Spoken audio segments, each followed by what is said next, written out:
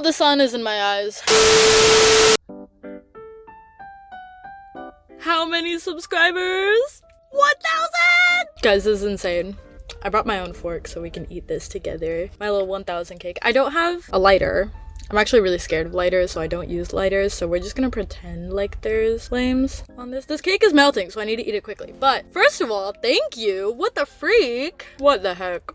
1,000 is so crazy, you guys. I'm still in shock. I don't think it's a real number. I don't know. I was thinking for 1,000, I wanted to have a little bit of audience participation. So I want to talk about some of your guys' hot takes about music, concerts, that whole thing. So I posted on my Twitter and on my Instagram story, and I said, what are y'all's music hot takes? And you guys delivered. I got like over 100 responses. And we're not gonna go through all 100 responses, but I'm gonna hit like the high points and like all the common ones that I saw, because there were a lot of common ones. So, and yes, obviously we are in a new location.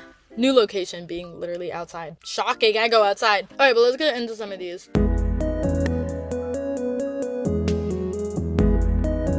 All right, first hot take is bring back matinee shows. Give me a concert at 3 p.m. I agree with this. There were a lot of people that were like, concerts start too late. Concerts go on for too long. Concerts are like, why are they at 9 p.m.? And honestly, that's real. Like, I don't mind nighttime shows. I just don't like driving at night. So I'm not like the biggest fan of coming back. I would appreciate concerts at 3 p.m. I think that's like a good idea, honestly, because then you could just go about your day afterwards, you know, and you don't have to like spend your whole day getting ready and waiting for a concert. That was a pretty popular one that I saw. Artists need to stop booking larger venues that they can't fill. It's really embarrassing. I have a friend that made a video about this topic. It was one of the first videos he made. It was the first video he made, actually, which was really funny. It was called like, why can't artists sell out shows or something, and it talked about Charlie XCX not being able to sell out arenas. Foreshadowing. But honestly, that's real, because I've seen a lot of artists. I went to Tommy Richmond earlier, and tell me why the tickets were like $1 because he couldn't sell it out, and then it ended up getting oversold because the tickets were $1. I would prefer an undersold show over an oversold show as a concert goer, not as an artist. If you think about it, artists like Wallows, they weren't able to like fully sell out, but they're like a relatively big artist. I guess just not a lot of people knew that they were on tour or something. It's like a case-by-case basis. Another common one that I saw was about like openers, and like, if you don't respect openers, don't go to a show. If you don't know the opener, don't go to a show. I'm kind of like on and off about openers, because usually I end up not knowing the openers, but if you're not gonna like vibe with the opener at the concert, if you're not gonna like at least pretend that you're having a good time, what are you doing? And like, oh my god, don't even get me started on the people that talk during an opener set. I will kill you if you do that. No, I won't. Headphone emoji does not condone harassment. On the topic of openers, I understand not knowing an opener, that's what an opener is for, but you have to bring in that energy and that vibe. That's what they're there for. They're there to start bringing up the energy. Like, that's their whole job. And it's just like a respectful thing to do, you know? If you don't like an opener, at least bounce around, get on your toes. A lot of these are about concerts, I'm now realizing. Someone said, if you only go to a concert with the goal of getting noticed by an artist, you shouldn't be there. I agree with this one big time. Especially I've seen with a lot of these like smaller artists, aka like Role Model, Inhaler. A lot of people only go to their shows, camp for like 16-18 hours in the hopes of being like front row so that they can get Dublined or O Gemini'd, or so that they can interact with the artist. Which is like so strange to me, because you should be going to a concert to see the artist and like have a good time and listen to their music, not to be the artist's best friend, because you're not the artist's best friend. And it happens a lot. I see it happen pretty often. That's something I could talk about forever, just like the parasocialism aspect of it, which I'll probably make a video about. We'll revisit this topic. Oh, another one. This one's good.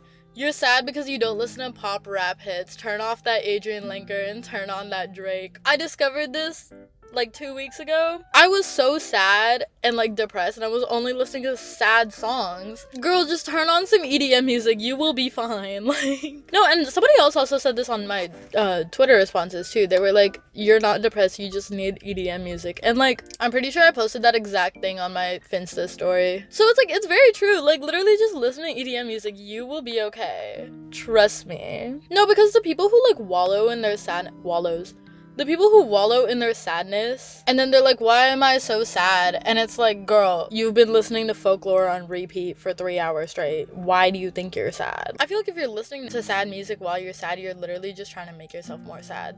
Like, I had a phase where every single time I felt sad, I would listen to Aisha Erotica, and that helped. Because how can you be sad when you're listening to Aisha Erotica? Live instruments are a million times better than a pre-recorded beat. This is why I love going to see bands rather than like solo artists, because there are a lot of solo artists that have like a band when they tour, but not all the time. And I prefer bands because I'm a slut for a drummer, you know? I don't know, I prefer live music most of the time, and then on top of that, I just prefer listening to bands because I feel like everything just feels more full. I don't really know how to explain it more than that. A lot of these responses are about concert etiquette. I think I've already gone into concert etiquette a little bit. Keep your tall boyfriends who don't enjoy the show in the back and not blocking the front.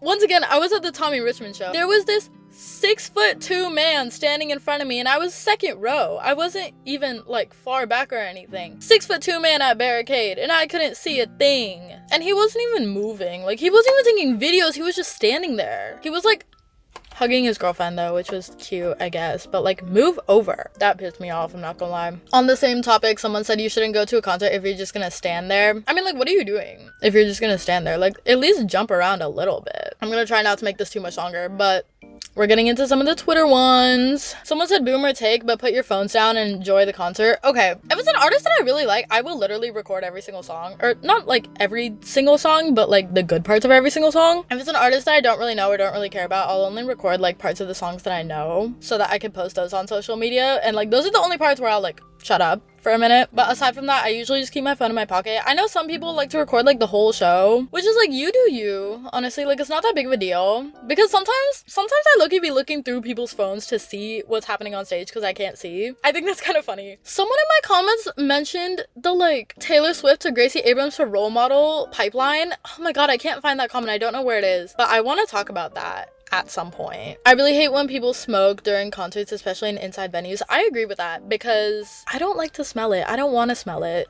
Be respectful to other people. I fear that's just common knowledge. Oh, this one's a good one. Putting a 1 to 100 number value on music ratings, like on Rate Your Music and Album of the Year, is so pointless and unnecessary. I physically cannot rate music. I don't know how you guys do it. I can't put a number on music because I'm like, well, today I'm feeling like it's a 9, but tomorrow, what if it's like a 6, you know? Haha, 69. I don't know, I can't put a number on music. I hate doing it. I will never do it. I will always just be like, oh, I like this song, oh, I don't like this song, you know? The Drake and Kendrick beef single-handedly turned hip-hop into the Western pop circles that they make fun of. I do feel like hip-hop Twitter and like all of the people who think that they're like too good for pop music, they're low-key just another genre of music fans. Like, you're not that much better than everyone else. Sorry to say it. If you're short and in the pit, you need to make sure that you're at the venue at a decent time because I'm not giving up my spot for you.